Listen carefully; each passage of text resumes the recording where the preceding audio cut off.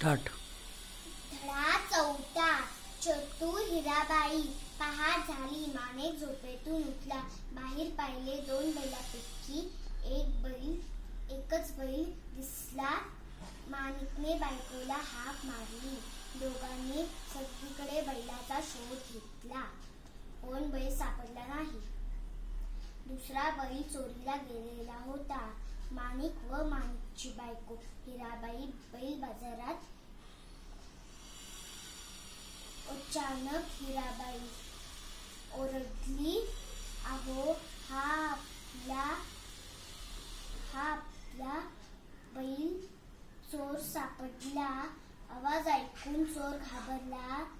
तसे न दाखवता तो बोलला, हा बैल माझाच आहे.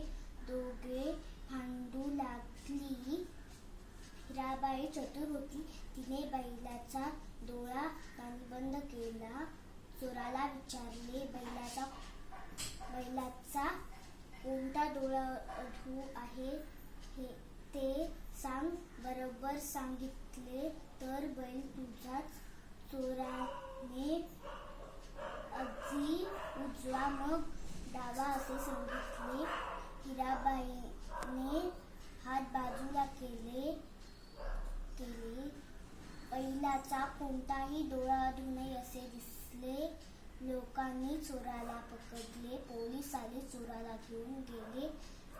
माणिक आणि हिराबाई बैलाला घेऊन आनंदाने घरी गेले.